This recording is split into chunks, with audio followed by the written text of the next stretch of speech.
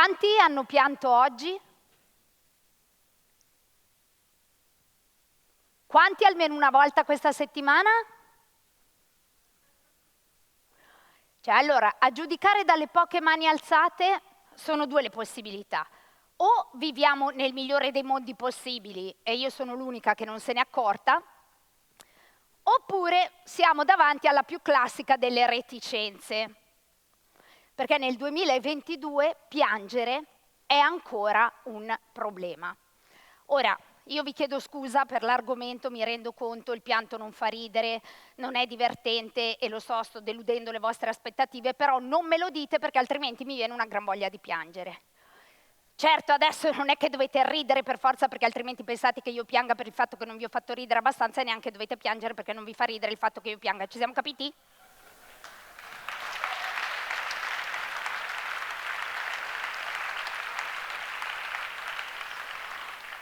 Allora con voi voglio parlare del pianto, ma non di quello fisiologico, quello per cui l'occhio reagisce a un'aggressione esterna, che ne so, un pulviscolo, un colpo di vento, l'allina della cipolla, l'importo dell'ultima bolletta della luce. No, voglio parlare del pianto emotivo, cioè di quella voglia di piangere che arriva così, quando meno te l'aspetti, come il vigile urbano. Solo che il vigile urbano lo mandi via con 36 euro. La voglia di piangere, no. Quella ti rimane qua, ti strozza la gola e l'unico modo che hai per togliertela è piangere. Però viviamo in una società dove il pianto o viene strumentalizzato, i palinsesti televisivi lo dimostrano ampiamente, oppure viene deriso, denigrato, bandito, in quanto segno di fragilità emotiva. Io ho iniziato a piangere appena nata, come tutti noi del resto. Piangere è la prima cosa che facciamo quando veniamo al mondo. Piangere è il nostro modo di dire al mondo che siamo vivi. È il nostro modo di comunicare. Ci spaventano le prime funzioni fisiologiche e allora piangiamo. Vogliamo attirare l'attenzione della mamma e allora piangiamo. Dobbiamo soddisfare un bisogno primario e allora piangiamo. E allora io non capisco perché se il pianto è così naturale ci colpisce. Non capisco perché quando un neonato piange, anziché prenderlo in braccio, cullarlo, allattarlo, cambiarlo, noi no. Noi ci avviciniamo alla culla e con quella voce idiota che fa accaponare la pelle gli chiediamo: perché piangi? Ma io dico, ma che domanda è? Ma un neonato come ti deve rispondere? È appena nato, lo dice anche la parola neonato, cosa deve fare? Una conferenza stampa? Il Dipartimento di Informatica e Ingegneria del Muroran Institute dell'isola di Hokkaido sta mettendo a punto un apparecchietto per riuscire a codificare i primi vagiti dei neonati. Però questi scienziati hanno interrotto l'esperimento perché hanno dichiarato di essere davanti a un serio problema. Giuro, è tutto vero. Hanno detto che loro riescono a rilevare il pianto, riescono a tradurlo, ma attenzione, dichiarazione vera, non riescono ad avere la conferma verbale da parte del neonato stesso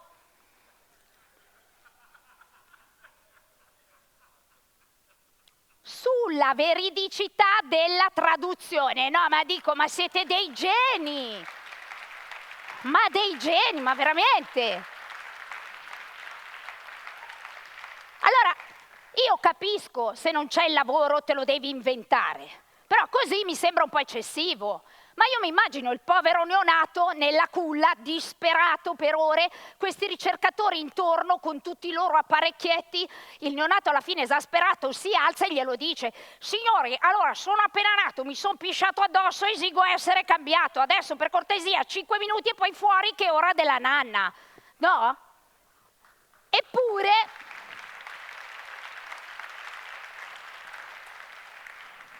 Eppure, fino a che siamo nel reparto maternità, possiamo dire di essere in un'isola felice, certo se non siamo ad Hokkaido, ovvio. Nel reparto maternità noi possiamo piangere, tutti insieme, senza vergogna, maschi e femmine. Però, appena usciamo dal reparto maternità, il gioco si fa duro e i duri non possono piangere. A pagarne le maggiori conseguenze sono i maschietti. Per loro la parola d'ordine è non piangere. E vengono così educati sin dalla più tenera età con regole ferree. 1. Piangere. Per un futile motivo verrà considerato capriccio. Pertanto seguirà scappellotto e frase di norma, almeno piangi per qualcosa. 2. Piangere. Per rifiuto di minestrina verrà considerato vizio. Pertanto seguirà scappellotto e frase di norma, pensa a quelli che non ha niente da mangiare. 3. Piangere. Davanti ai propri amici per un torto subito verrà considerato debolezza. Pertanto seguirà scappellotto e frase di norma, cosa sei, una femminuccia? 4. Piangere. Davanti alla propria fidanzata dichiarando che con l'altra è stato solo sesso, verrà considerato altissimo tradimento. Pertanto seguirà scappellotto e frase di norma, brutto, porco, verme, schifoso, infame, torna da tua madre. 5.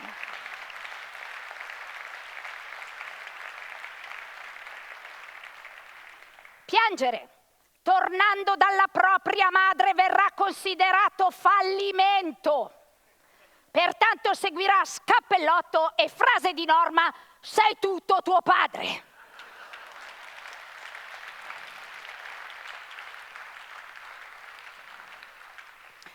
Così facendo capite che per gli uomini è difficile, crescono inibendo le loro emozioni, aggravando così gli stereotipi di genere e le relazioni.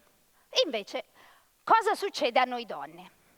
Per noi donne il pianto è più tollerato, forse perché si pensa che geneticamente siamo dotate di maggiore sensibilità, cosa che io potrei smentire benissimo presentandovi mia suocera, oppure pensando a una donna a capo di un partito politico italiano o francese, scegliete voi, ma se avete scelto non me lo dite, se no inizio a piangere adesso e finisco domani mattina.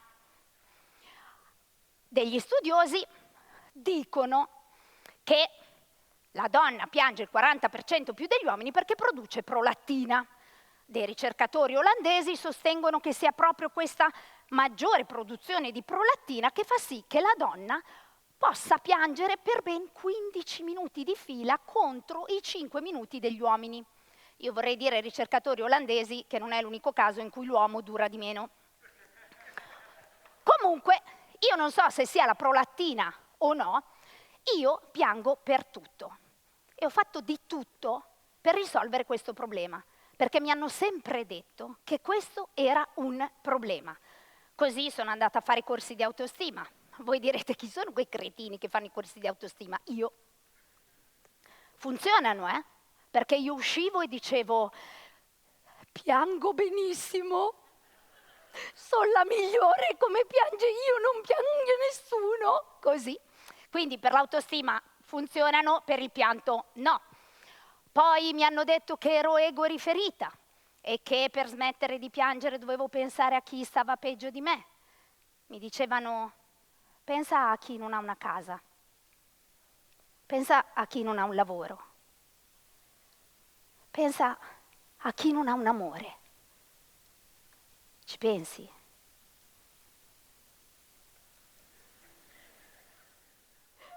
Poverini! E giù a piangere. Poi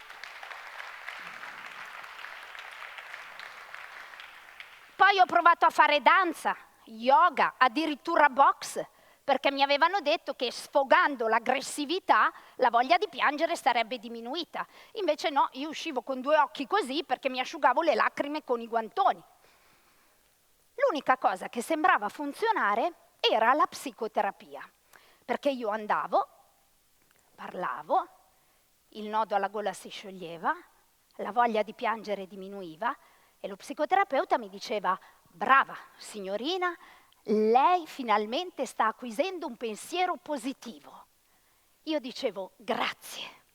Solo che poi quando gli lasciavo 120 euro mi ritornava una gran voglia di piangere. Il problema è dove vai a piangere? Perché io vivo a Milano. Milano è la città dell'indifferenza, cioè a Milano se cadi per terra o sei in area di rigore a San Siro o non ti considera nessuno.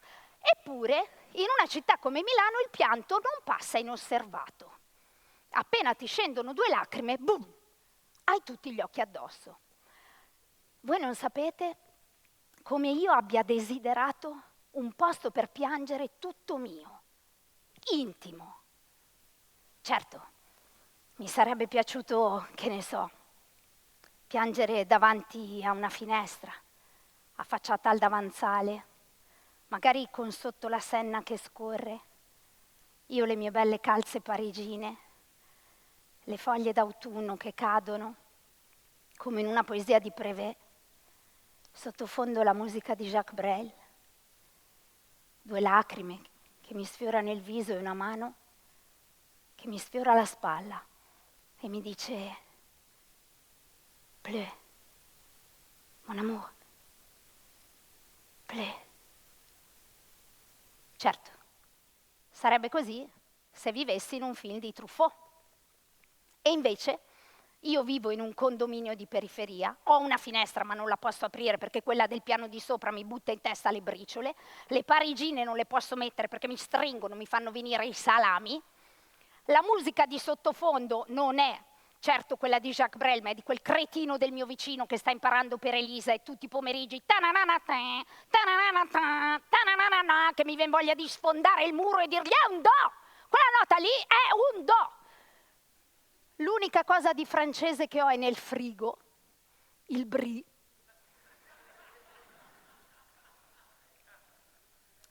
E ogni volta che piango, sì, arriva qualcuno, ma non mi dice «Pleure, mon amour, pleure». No.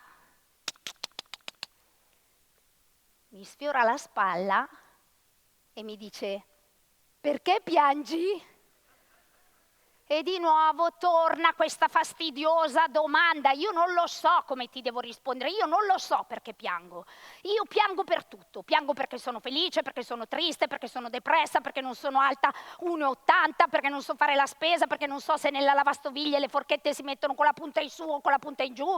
Piango perché mia nonna tutti i pomeriggi legge i necrologi, arriva e dice «Hai visto, è morto il panettiere?» «Lo so nonna, mi dispiace».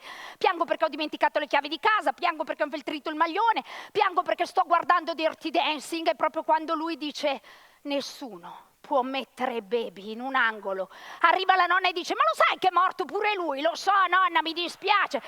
Piango perché mi scrive mio padre, piango perché non mi telefona mia madre, piango perché mi si impalla il computer, perché è uscito un nuovo DPCM, piango perché dal TED non si può uscire da questo tappetino rosso. Cosa succede se esci dal tappetino rosso?